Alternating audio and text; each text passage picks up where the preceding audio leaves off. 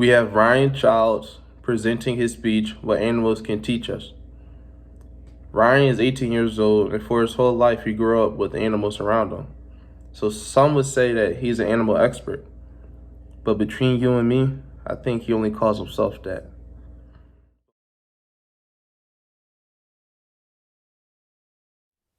My mom always tells me that I take too long in the bathroom, but what she doesn't get is it's because I'm eating. Little in this world compares to the peace found while enjoying a juicy hamburger on the toilet. It's not as weird as it sounds, and I have good reason for doing so. I'm sometimes forced to eat in the bathroom because of the animal kingdom. You see, one time, I left 4 hamburgers on the table and went to use the bathroom while they cooled. When I ventured out of the loo, the dining room looked like a culinary crime scene. Sesame seeds speckled the floor, lettuce lay lifeless in pools of ketchup. Not a trace of sweet relish anywhere. Thankfully, because sweet relish is disgusting and should not be considered edible. Even if, for some bizarre reason, there had been sweet relish on the burgers, I don't think it would have stopped my dog from eating them.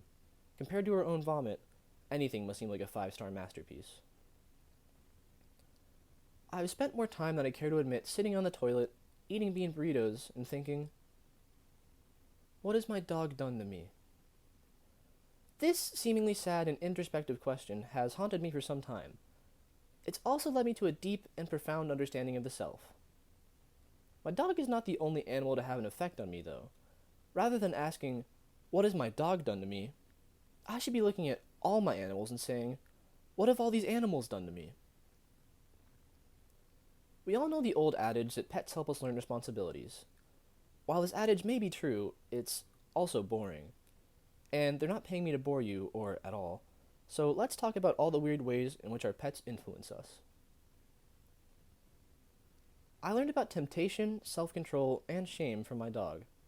I was, at the very least, a little bit miffed by what she'd done to my burgers. But then I realized how I'd react in a similar situation. If someone put a delicious, juicy hamburger on a table in front of me, and no one told me not to eat it, I'd probably eat it. The punishment would be worth it. Heck, I've eaten the soupy remains of a wedge of ice cream cake I found in the trash. I'm no different than the dog. I may not eat my own vomit, but I don't have much more self-control than she does. When you realize this hard truth about yourself midway through a rack of ribs while squatting on the toilet, it humbles you. My first pets were a group of green lizards called anoles. The only reason I had them is because they were cheap. They didn't seem to be interested in anything, they just wanted to eat, drink, and sleep. I thought they were just lazy. I couldn't understand it. I'd created a Garden of Eden for them in their terrarium. They had a small pool for swimming, an intricate puzzle of branches for climbing, and thick foliage to hide in. But all they did was lay there. They didn't even pay rent. I looked at them in their humble, rent-free apartment and thought to myself, man, what a waste of oxygen.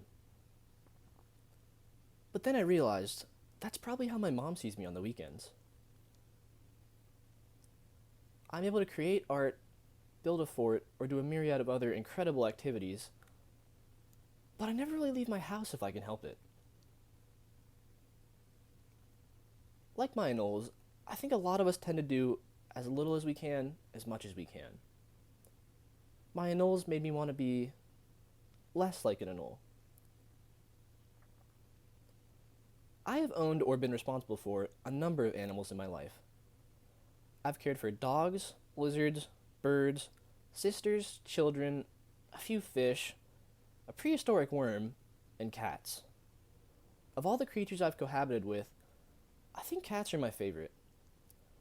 My own cat, who I creatively named Kitty, is only slightly more active than the lizards were, but he's a lot cuter.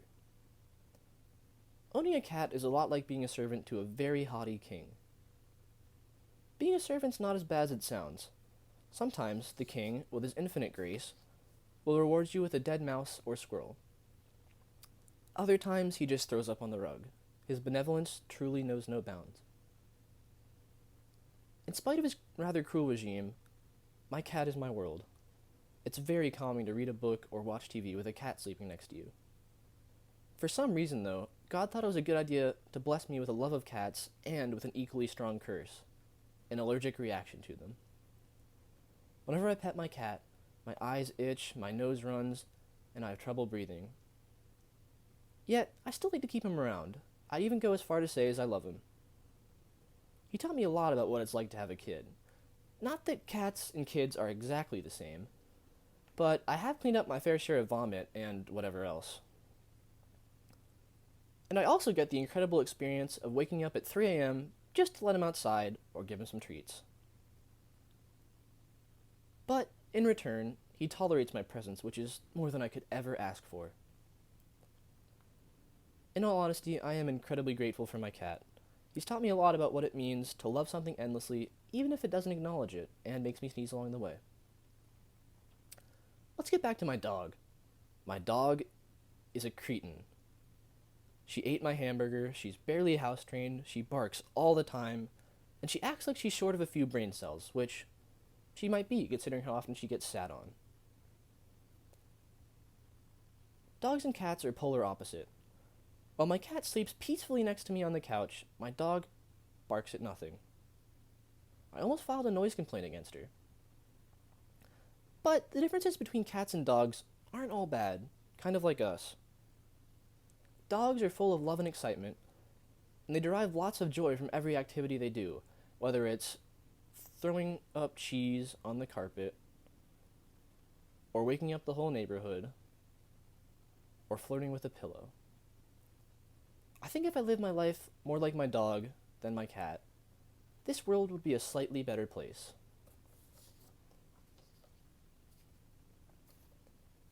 Living with pets has opened my understanding of the world and my place in it.